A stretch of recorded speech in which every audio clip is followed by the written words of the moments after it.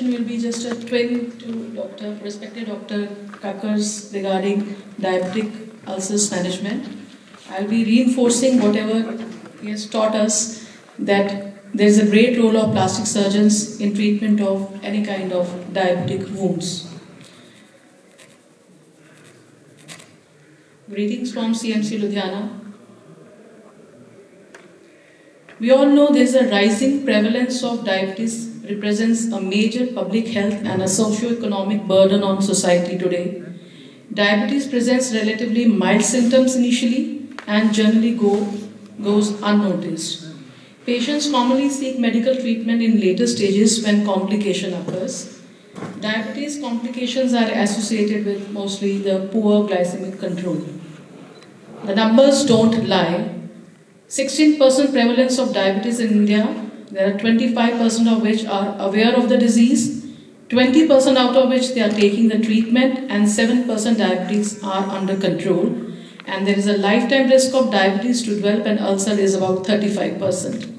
50% out of 100, say 50 people will become infected and 20% will lead to an amputation. Percentage of household in India with at least one member with diabetes is around 32.8% altogether in Punjab itself, and India accounting for 32.9%, with highest in Kerala, because I think they are mostly barefooted and these kind of ulcers and wounds, they do develop more often there. And now when we are talking about of any disease regarding its 5 years mortality, diabetic foot ulcer is also coming in the chart, leading to lots of mortality if uncontrolled. As my respected Dr. Kakkar has already explained about the pathogenesis of diabetic foot ulcers, where a minor trauma can lead to, is a vicious circle of minor trauma leading to neuropathies, vascular insufficiencies and infections. And there is 50% of the diabetic foot ulcers which has an arterial pathology. Mainly it's the infrageniculate type through the studies we have found, but can be of mixed pattern as well. Long segment occlusions with impaired collateral formation, and there's a lot of pedal arch. There's an intimal calcification and medial artery calcinosis, reducing vessel compliance and flow dynamics. In neuropathy, there's a reduced sweating. If I cut short it, there's a reduced sweating. Dry, fragile skin, leading against to infections, ulcers, undiagnosed, unseen ulcers, and leading against to a major wound. Infections, we have uncomplicated cellulitis to florid necrotizing fasciitis. There's impaired leukocyte and complement functions. There's a poor vascularity, and there's a polymicrobial infections. Now the early history, if we see regarding the treatment of diabetic foot ulcers or any diabetic wound, whether it is an upper extremity or the lower extremity, ancient medicine had limited understanding of the diabetic wounds. Wound care involved basic techniques like herbal medicines and rudimentary bandaging. Infections were common due to lack of antibiotics and proper hygiene practices, and this led to amputation. Most of the time, when one heard that there is a diabetic foot ulcer, everybody knew that it will land into an amputation. In 1920s, we further developed, discovery of insulin, it revolutionized the diabetic management. Focus shifted on controlling the diabetic sugar levels, and early treatments of the wound was still primitive and was focused more on infection and keeping the wound clean. We all have used these antibiotic creams like Debridase, Neosporin or betadine in our wounds when we are treating the diabetic patients. In 1970s and 80s, there was introduction of hydrocolloid and alginate dressings. The importance of managing blood glucose level was emphasized there then also, and development of offloading techniques to reduce pressure on the diabetic feet, as Dr. Kakkar has already explained. Modern advances in the wound care, we shifted to skin substitutes, stem cells, and many other comorbidities like vascular disease and improving blood flow came into picture. In 2010, there was an introduction of bioengineered tissues and advanced wound dressings like Nancola sort that includes the silver dressings along with the collagen dressings. So this is one of our patients where we started with the antibiotic coverage, local antibiotic creams, and when the wound was almost filled, we started with a recombinant human epidermal growth factors to get a better skin. This is again one of the patients where we are using collagen powders. So it has also healed well, but the glycemic control was there. This is again we are using the collagen powders. Advanced wound care started, then we had a negative pressure wound therapy started, hyperbaric oxygen therapies, people are promoting, skin grafts and flaps and tissue substitute like acellular dermal matrix came into picture. So this is one of the patient where it was a bad wound, we started with the NPW dressings, we grafted it and we got the results. This is again one of the wound where there was a lot of infection. The infection was taken care with antibiotic creams and later date it was grafted. This is one of our patients where we managed with the debridements, antibiotic creams, saline dressings and STSG for wound coverage later date. This is again a patient where this patient we could not get clearance from, there are a number of times there are diabetic patients where we don't get clearances from the anesthetist itself because of left ventricular ejection fraction values low or many other associated comorbidities. And there the acellular dermal matrix comes as a savior for us to cover the wound and get a good coverage results after STSG. Similar, this is another where we have used the dermal matrix and the results are good. This is the patient which was uncontrolled diabetes. Once we removed this slough, all the tendons came out and we had to give a good coverage because they were still intact. We wanted to protect it. And so here again we used acellular dermal matrix and later date it was grafted and now the patient is doing fine. This is again one of our patients from overseas. She wanted to get these things done. Not a bigger surgeries, not flaps she wanted. So again we tried dermal matrix there and we got the good results. So flaps have been done. As we said, we can go for flaps, we can go for free flaps like we had done ALT in one patient, we have done local regional flaps. But thing is, in diabetic wound cares, what is important is a multidisciplinary approach. Endocrinologists, they will manage the diabetes. We need an infectious disease specialist. Plastic surgeon, no doubt, is the king in the management of any kind of diabetic wounds. But when we have a kind of help from our fellow friends, then the results are much better. So many patients where we need a vascular intervention, this has also revolutionized somehow the management of diabetic wounds. Why revascularize? Because it has been found hemodynamics and probability of healing of a diabetic ulcer improves. So in our institute, all those patients who are diabetic, they are coming to the physicians, for their injections or for the tablets or for the management of their diabetes. They are referred to the vascular unit where we do the ABPI index.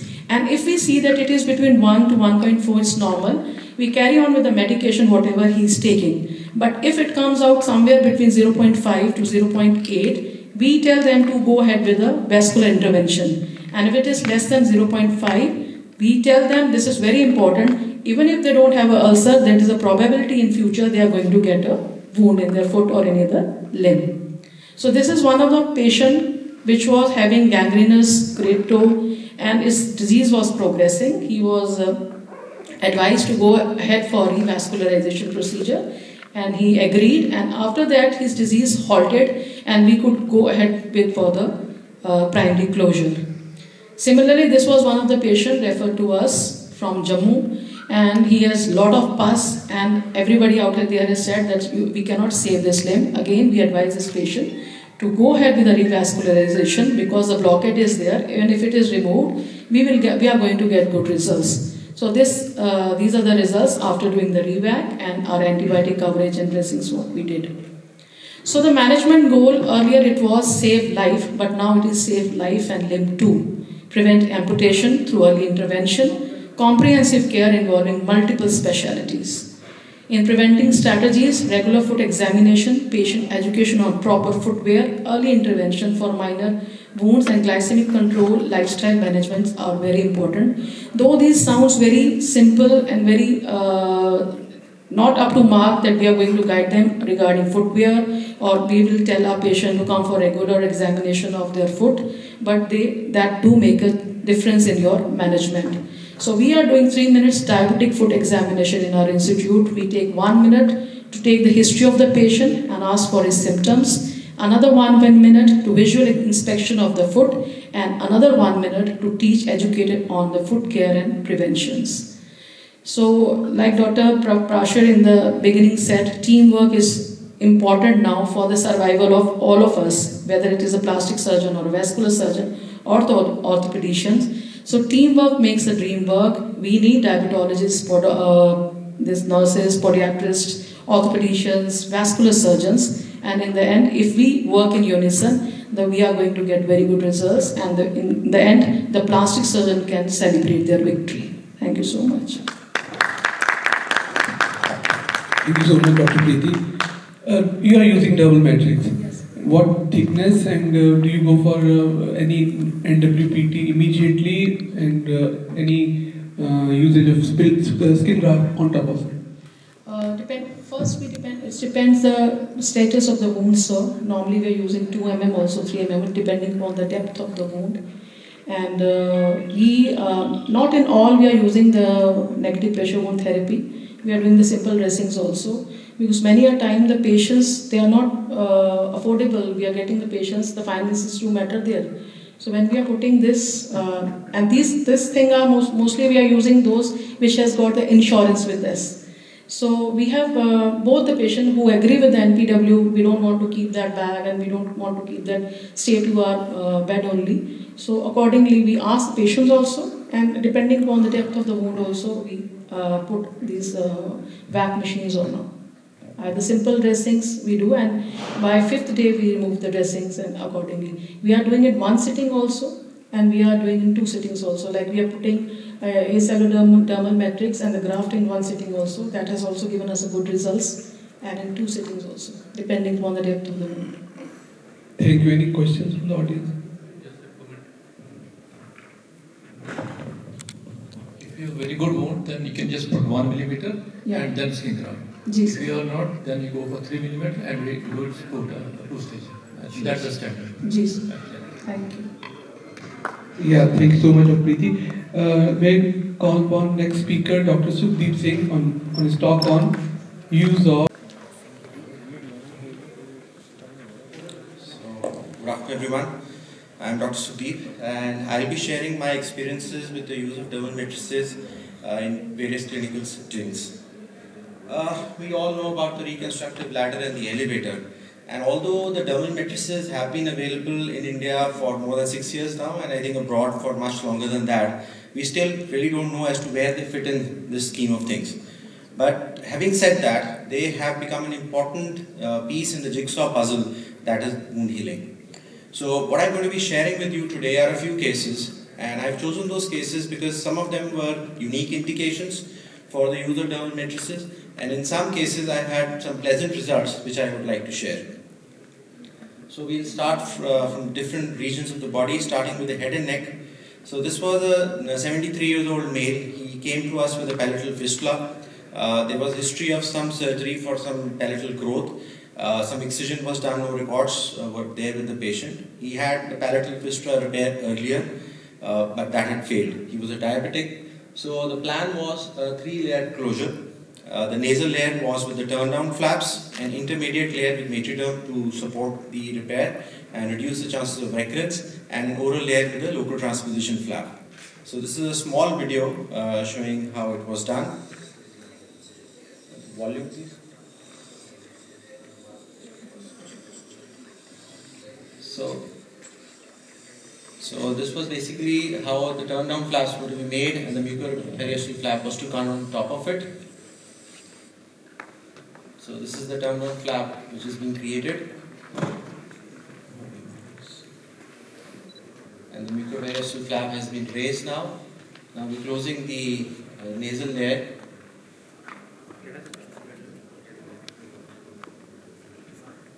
The knots will come towards the nasal side.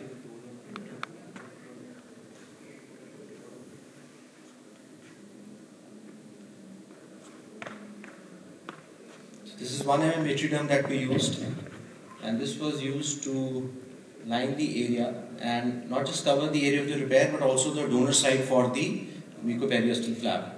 Although it's not described in literature as to how it helps, but since we had the material, we decided to use it.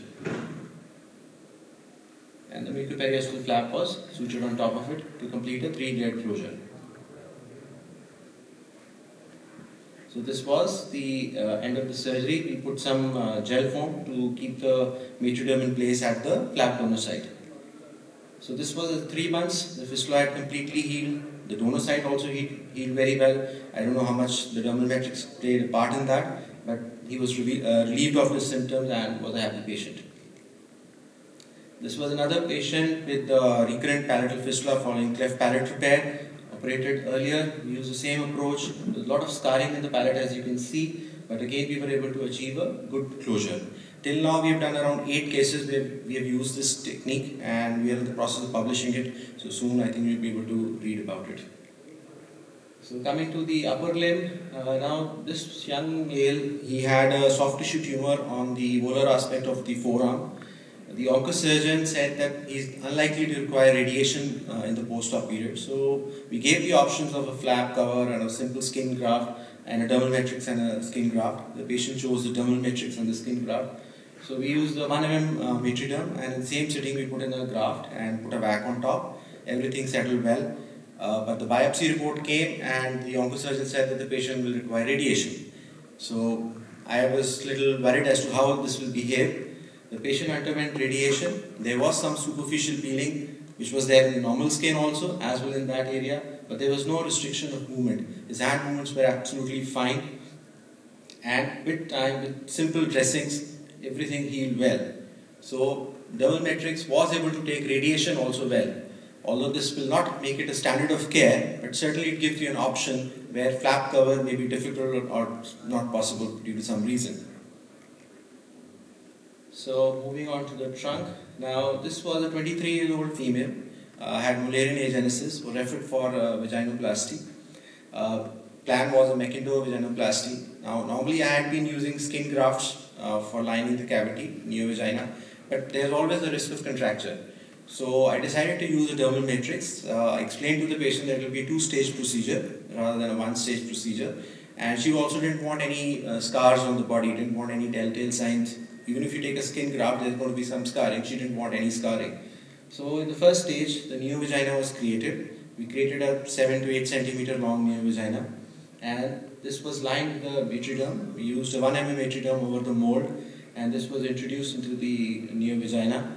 We left it there for 1 week, brought her back to the OT after 1 week, and when we saw metriderm had nicely integrated, we did an endoscopic assessment and we found that it was well integrated. There were no raw areas anywhere, and that's when we decided to do the 2nd stage, and this was with the use of a sterile dehydrated amnion allograft. Now, we had a fresh amniotic membrane also available, didn't want to use it because of risk of transmission of infection, so decided to use this, and same way it was wrapped around the mold, introduced and kept for 1 week, and after 1 week the cavity was nicely lined up, and this is at 6 months, so she's doing the dilatation and the length of the cavity was nicely maintained, and recently she's got engaged as well. So moving on to the lower limb. So this young boy around 6 years old, he was riding his bicycle, fell down, grazed his back of heel on the road and was initially managed somewhere else and came to us with this wound. Now after debridement and vac, the calcaneum was exposed.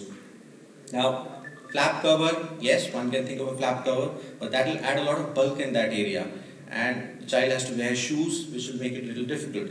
So we decided to use metriderm, used a 1 mm metriderm, put in a vac, the 2nd stage put in a graft, and this is around 5 months, the area settled well, the child is wearing his normal shoes, doing all his routine activities, playing, running, no restriction of movement whatsoever, and a nicely settled scar.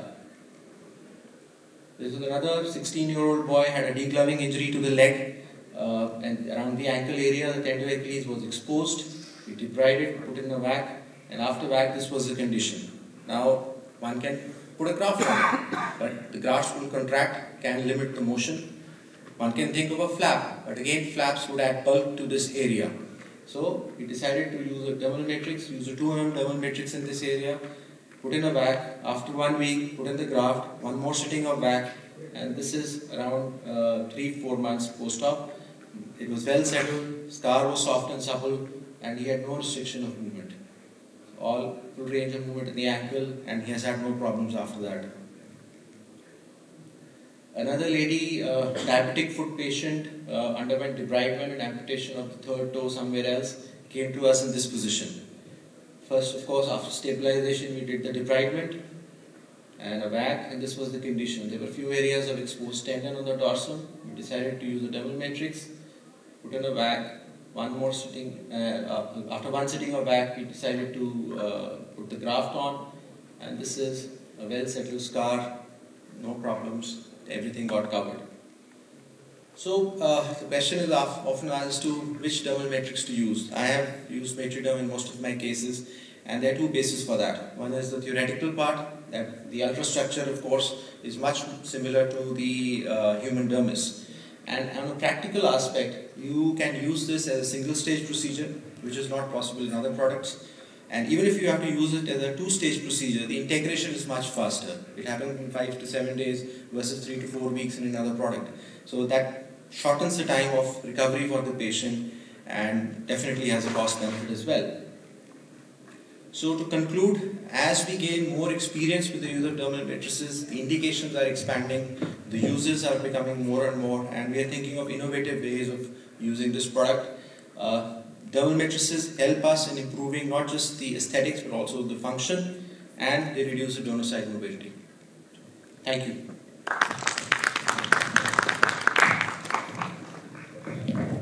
Very nice presentation, Dr. Sudhi. 1 or 2 points. Sure. Its first is very innovative use. Many new ideas are going to come to the new younger plastic surgeon. But a place like in palate, you used it. I think in fistula palate, even if it's a recurrent fistula, the blood supply is excellent. And it's basically the technique which matters. How nicely and with how sharp a knife, with what kind of blade are you operating that you do not get a recurrence. I think that is one area which I probably think that it was probably not required there, but yes, it's a very good idea. Yeah. This is a question which is often asked. So there are studies which are published. I don't remember the data offhand right now, which show that the rate of recurrence with use of dermal matrix in recurrent fistulas certainly comes down. In fact, even in primary palate repair, where you find that one layer is a little tight or there is paucity of tissues where you're not very sure of your repair, they have used dermal matrix and shown that the fistula rate comes down. Normally we would say around 10% fistula rate in primary palate repair. With the use of dermal matrix, it has come down. I would not advocate that we use it in every case, but yes, in recurrent cases where you want to prevent recurrence, where you are not very sure as to how the tissues will behave, this certainly is a useful adjunct. Of course, technique matters, no question about that. If you have a meticulous technique and have a good closure rates, but certainly this is a useful adjunct in those cases. Yes, More questions from the house? Regarding the case, when you are applying the matrix and the graft in the same setting, so are there your experiences when there is loss also? Because many people won't afford this much, and when there is loss, so there are some points where you should not do that in a one sitting. Yeah. So again, as you're talking about the cost, if you're doing it in one stage, you use a 1 mm matrix. You don't use 2 mm or 3 mm, and you use VAC with that. So that certainly helps you with the graft take. Even if there is small areas of graft loss, normally most of it would take. There may be small areas which heal on their own. In fact, it's not my person, one of my colleagues, he had just applied dermal matrix on the plantar aspect of the foot, and it healed without any graft also. So even if there are small areas of graft loss, they generally epithelize and there is hardly any scarring. And the experience over the tendons? If there are small areas, yes, it takes. But for larger areas, whether it's exposed tendons or exposed bones, larger areas, no dermal matrix will take. You need to have a vascularized bed. Only for small areas, I've had a patient where we had a linear portion of the bone which was exposed. We put the dermal matrix, it took. But if you have a broader area, it doesn't work. You have to drill it, let some granulation tissue come in and then put it. Just one Also, question. deep one question. Yeah. You used amniotic membrane in the neovaginoplasty. Yeah. I think it was the market product. Am I Yes, right? yes. Why you did not think of going for SSD split skin? Patient, that option was discussed with the patient. Patient said if I can avoid a scar, I would prefer to avoid a scar. So cost was not a constraint for them. So we decided. I even had a fresh amniotic membrane also from my gynae colleagues. But I was concerned whether there will be any transmission of infection because it was a CS patient and there was some contamination with the blood. So I was not very sure as to whether I had kept both the options open. Patient was clear that if I can avoid a graft, I would prefer to avoid a graft. We have used skin graft also in this thing. In fact, we have used expanded full thickness skin graft for lining the neo vagina also. Put in an expander in the suprapubic area, expanding a full thickness graft and using that for neo vagina. So we used all those things. But patient was keen on avoiding any kind of scars. So that was the choice. Just one please. Yeah, my concern is when you've already put metriderm in that area, it has taken. Yeah. So what's the purpose of putting amnion if you are not putting graft? So it is epithelialization. No, this amnion is not going to give epithelium which is going to stay there. No. So It is an allograft only. yeah, it's an allograft. So already you have put metriderm. Epithelium is going to come only from the surrounding area. Amnion is not going to give epithelium. Yeah, so if you are using amniotic membrane in primary, without the use of dermal matrix also, there also it helps in epithelialization, right? It does not get integrated. So create a neovagina, either put a graft or amniotic membrane use has also been described in literature. So there also it does not, it only promotes epithelialization. That's what I am saying. If you put amnion as primary treatment, then it's okay. You are giving some barrier. Yeah. When you already put metriderm, then there is no need of putting second barrier after that. It is not already taken. So metriderm is not a barrier. It is just to prevent retraction of the skin. So if you have a large area, epithelialization will not happen. Even with metriderm, small areas would epithelialize on their own. But if you have a long cavity, large cavity, 7-8 centimeter depth, you need some epithelialization to happen. So amniotic membrane will help in epithelialization. So the purpose of using dermal matrix was not epithelialization. It was to prevent contraction formation. I think there is a difference. If you have created a cavity and you are putting some stent or something to retain it, it's going to epithelialize from where epithelium has to come. No, epithelium, from where will it come? There are no dermal appendages only. There are no dermal appendages. That's what I am saying. It has to come from the edge only. Edge only. So you have to just maintain the cavity. No, so I think we need to have some long-term follow-up on this. I think you both are right. He's also right. And I think we need to really go for the literature. It's something which you have brought a very new, innovative thing and require a little more work on it. Absolutely. Thank you so much, Dr. Sudeep. I think we are time constrained. Yes, Dr. Anush, if you want more questions. Sir, you mentioned that you had concerns about the ST contracting. Yes. Does the amnion contract? Any experience with that? So the results that literature says contraction formation is there in both. You need regular use of the dilators till a regular sexual activity starts. Now what we have seen with use of dermal matrix in skin graft, under a skin graft, is that with use of dermal matrix, the contraction formation is less. That's the principle that I try to use in this, so that the risk of contraction reduces. Amnion also will contract. In fact, there are some studies which show that you just create a neovagina and put in a mold, as Dr. Makkar was saying. But in those cases, the rate of contraction is much higher because it's secondary healing. It's not primary healing. What you are trying to do is try and have a primary healing or have epithelialization as fast as possible where there is no formation of granulation tissue. The whole purpose of using dermal matrices is that to prevent formation of granulation tissue. What we see is an integration of the dermal matrix, formation of a neodermis, and we have to provide epithelium on top of it. So that's the whole. Thank you, Dr. Sudeep. Yes, wonderful. May I invite the next speaker now? organizers for giving me the opportunity to present my talk. This particular talk will help only the residents, the fresh pass outs, and those people who are in the initial years of the practice. I know everyone wants our next session. We are all waiting for our next session, so I'll try to be as short as possible. Reconstructive surgery is basically a hospital-based branch where we can do all the variety of surgeries, where the critical backup is there and other specialities and the subspecialties are there. Aesthetic surgery, usually a hospital-based practice, but these days it has become almost a clinical-based practice. In hospital, there is a workforce, there is an inpatient department, the residents are there. Most of the hospitals these days, they have DNB programs. They have medical officers, trained staff, all government scheme empanelments are there. There's a critical care backup and other super specialties are there. There are working models for the corporate hospitals. I'm talking about this because when we used to be resident in PGI, we never knew what is the world outside is doing. So I came to know about these terminologies only once I entered the corporate. So there are cash TPA hospitals which have better infrastructure. The approvals are instant. The practice is basically targets driven. Limited variety of reconstructive cases are there in the TPA hospitals. If it is an panel hospital, then there are a variety of surgeries.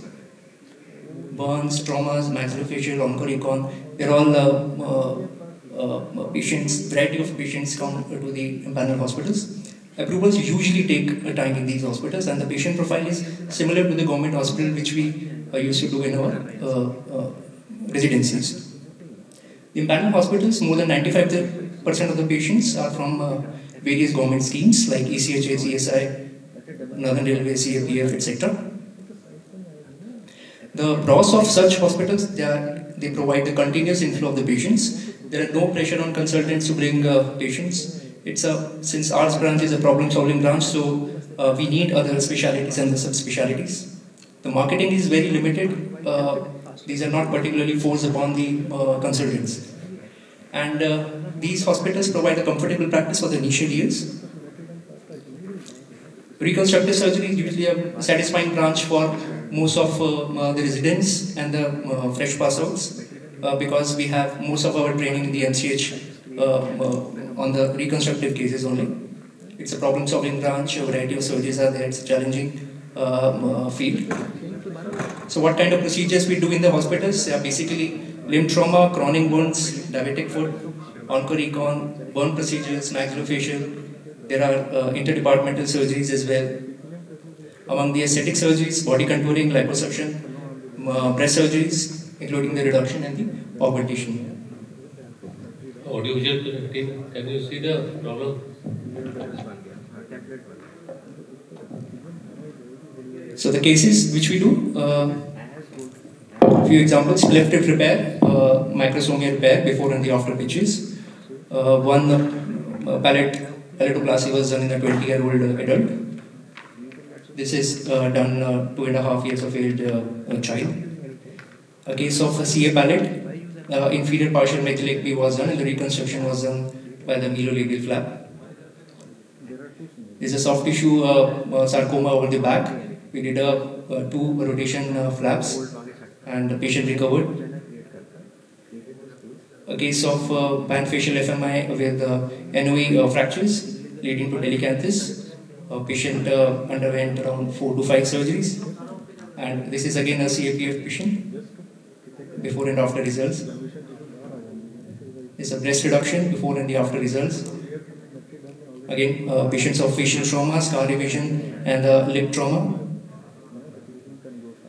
A tendon graft reconstruction for zone 2 injuries where we did a PL grafts. Microvascular cases, radial artery free flap for tongue cancer. As you can see, there's a lateral tongue CA for which resection was done. And the RAF was done for the reconstruction. For a central segment reconstruction post CA resection, did a free fibula.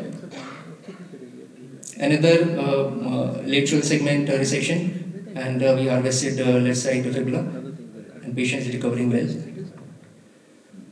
Again, anterolateral thigh flap was done for a post-traumatic right foot injury. Burn cases also come, so it's a 65% accidental thermal burns case. Patient was admitted with us for around 1.5 months to 2 months, and patient recovered really well. So, what are the cons associated with just hospital practice? That patients are never yours; they belong to the hospital, and there is a very gradual rise in making your name in the region in the initial years, and there is always someone who can replace you. So the seed of having something of your own start germinating after 2 to 3 years of practice. And the juggle begins. You think of a private clinic, you need to envision that what kind of procedures you want to provide in that particular clinic. There's a lot of R&D you have to do a lot of R&D for that, whether it has to be a lease or the ownership, whether it has to be a sole practice or with the department. What all legal documents are there, you have to research, whether it has to be a proprietorship, LLP, or private limited company. You have to study about the GST and the procedures where the GST is required. What necessary approvals are taken, whether it is fire, biomedical, as well as Clinical Establishment Act. You need to decide whether it has to be a full IPD setup or preferably a daycare setup, where short shift procedures can be done. There is a trained staff appointment to be done, and the patients who visit you, they are actually clients and not patients. And there are no availability of the insurance and the empowerment in the clinic-based practice. While doing a clinic side by side with your hospital practice, you have to take hospital management with confidence. Human resource management is another issue where you have to conduct interviews and the staff training needs to be done. There has to be a clear definition of the services being provided. We have to avoid all the procedures for which we don't have any prior training or the exposure. Definitely financial burdens and the debt increase. Meanwhile, we have to always choose our patients wisely while operating in the clinic settings. Dr. Parashar sir very elaborately discussed on the social media importance in the practice. So the Google My Business profile listing takes time. Now these days Google has become even more stricter. We have to have a professional website. For these Google My Business pages and the website, we have to do optimization, regular optimization. The average time of listing and the optimization usually 6 months to 1 year. There's a requirement of appointing marketing managers for these. Often we do learn by committing mistakes, but there has to be absolute caution while sharing the operative results in the social media platform. And the identity and the interest of the patient should be kept at the prime importance. We should not disclose the identity of the patient. So you learn only by knowing things, and there is no prior training for all of these during our residency period. Juggle continues, so hospital practice remains a prime source of the practice. Extra hours are now being put at the clinic. Work-life balance disturbs initially a lot of patients. You are operating at the hospital, but no patient at clinic. So patience is the key usually. Interaction with the other consultants in the region. Keep working on growing your social media handles and organize a free consultation, the free consultation camps in the nearby region. So procedures which we do in the clinic are the FU hair transplant, blepharoplasties, lip lifts, fat grafting, PRP, lobuloplasty, small procedures like finger, toes, ID, nail excision, local flaps, small SSGs and miscellaneous. And we take all our GA cases, rhinoplasty and the breast cases to the hospital. These are few of our cases. Rhinoplasty, second case. It's a case of gynecomastia, liposuction, the gland excision was done. This is a female to male gender assignment surgery, before and the after pictures, where we did a double incision mastectomy with a free nipple graft. Breast reduction. Transconjunctival blepharoplasty was done for the lower eyelid. FUA hair transplant. This is a 7-month result. A slide about the hair transplant, that it should be responsibility of the plastic surgeons, because we There are so many small clinics which are coming where are no plastic surgeons or dermatologists, and it is being run only by the OT technicians. So we have to invest in hiring a good team, get them trained, get yourself trained and train them. Your job would be to supervise and do the critical steps in the particular surgery. So during handling both your hospital as well as the clinic, the availability often becomes an issue. The travel time increases, it becomes exhaustive sometimes. You have the responsibility of the staff, you have to take care of their leaves, someone is leaving the job, someone is entering the job. So financial burden is definitely increases as the working cost of the clinics increases, and I told work-life balance initially disrupts. How to overcome these challenges? You have to appoint a team of the patient coordinators, have to have a good rapport with the anesthetist so that they can coordinate your OT time both in the hospital as well as in the clinic. The official work has to be done in non-productive time while driving, etc. Support from the hospital is paramount in overcoming these challenges. Dr. Ritvik, can you please yes, sir. wind up? What are the pros of such diverse practice, having a practice both at the hospital and the clinic? The social life is still there. You are not just restricted to a clinic. You meet other colleagues in the other department in the hospital. You never feel as a lone wolf because there are so many in the same game. Other departments are in the same game. There is always a backup support for your clinic patients. Whenever patient requires ICU care or the critical care, the hospital is there for you. Doing reconstructive surgery as a part of the practice is always satisfying. Another thing, you are generating employment where 10 people, 15 people, 20 people are there in your clinic. Motivation in between the juggle is the responsibility of the employees in both the clinics is there. Family support is there. You are continuing your good ethical patient care in the hospital where most of your practice is panel patients. They are not basically running out of their budget, and there are mostly the Aishman patients and the ESI patients. Since it's a DNB hospital, the resident training in the hospital continues. Definitely financial gains are there. The most important advantage is that it's a non-dependency on the single practice. I thank you my parent institute, PGI, for giving me the life which I am doing it, and there is a lot to go. Thank you. Thank you, Dr. Ritvik. Very nice. With this, we come to the end of the session. So we are quite fortunate to have him amongst us. So he will demonstrate regarding this Botox and the fillers today. Why it is important? Because in our practice, we see many patients who don't want any surgical procedure. So this is a non-surgical facial rejuvenation where we should exactly know where to inject. Unless you know the surgical anatomy, it is difficult. So if we will inject more, then there will be, instead of doing a benefit, it may cause liptosis, it may cause epiphora, and it may cause spoking. There are so many side effects if you don't know how to do it. So for that we should learn about the surgical anatomy, which we will describe in the details. And even some conditions like gummy smile can be corrected with injectable Botox. So regarding fillers also, exact plan where to inject, what are those points and what is the quality of those fillers, what is G prime, what is low G prime, what is high G prime, you should know everything. Because unless you know all these details, so we cannot apply those things in our day-to-day practice. So I request Dr. Kapoor to move forward. So he will tell all details about you regarding these procedures and regarding the surgical anatomy and the procedural details.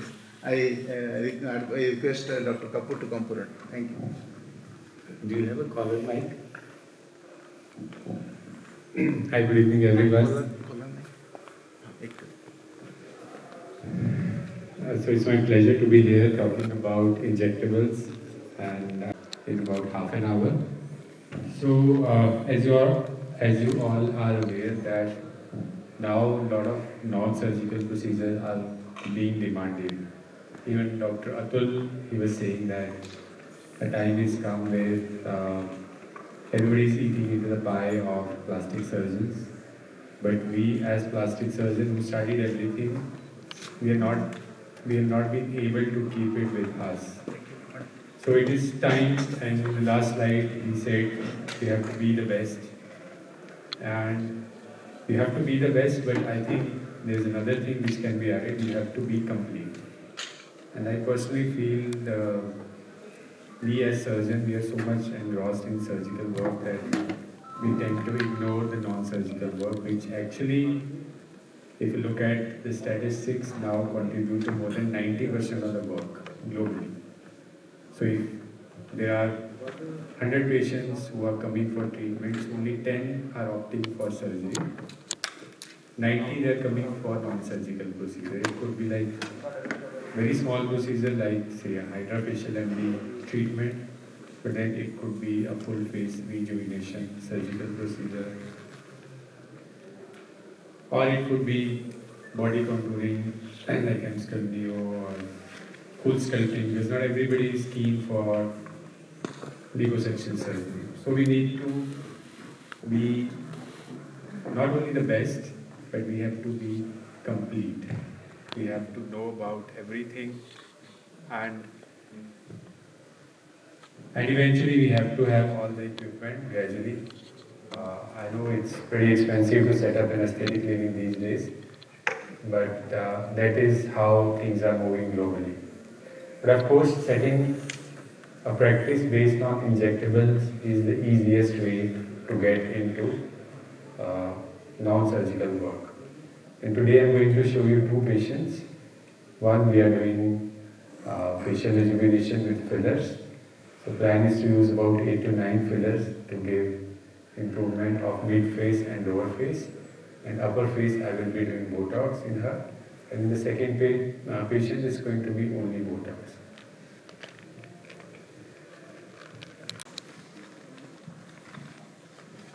So when we apply skin numbing cream, there are two benefits. One is that patient feels less pain when the needle prick is there. Plus it also gives you about half an hour time if you are running a busy practice. So patient, you make a plan, tell your staff, and they apply skin numbing cream. Until that time you can do more consults or you can finish your procedures which you already are doing. Go ahead. So here we have a 51-year-old female, I would say client, not patient, because she's not having any, is it working? And her major complaint is that the face is sagging. So when we assess the patients, we have to, so there's a whole basically lecture on facial assessment, but to summarize, so we call it aesthetic assessment. So there are 5 things. First is it's called H1, when we see face as a whole, and we try to understand what kind of negative or positive emotional attribute it's giving. For example, looking at her, the major issue she is having is sagging and under eye hollowing, which is contributing to tired look. At the same time, looking at her mouth corner, this is giving a sad look. And the high point of cheek, which is supposed to be here, it has come down here with aging and gravity. So the major areas that we move to basically H2, we divide face into 3 parts, upper 1/3, lower 1/3, and middle 1/3. And then we try to find out what all is to be done. In upper face, primarily, we are looking at wrinkles in the forehead, in the frown area, and crow's feet. She doesn't need much improvement in forehead contour or temple contour. So these are the 2 areas we treat with fillers, so we are not doing that in her case. It's mainly Botox. Coming on to mid-face, the major issue is in the periorbital area. She has a huge deficit in the medial cheek as well as in the tear trough area. So these are the areas where we need to concentrate all our energies. So when we are working in the central face, we are doing mainly filling. But when I am doing in the outer part of the face, it's primarily lifting. So at the same time when I'm doing filling here, I'm also working in the lateral cheek to provide her a lift. So we are doing on the cheekbone and just below the cheekbone area, which is called pre-auricular area. And we use a language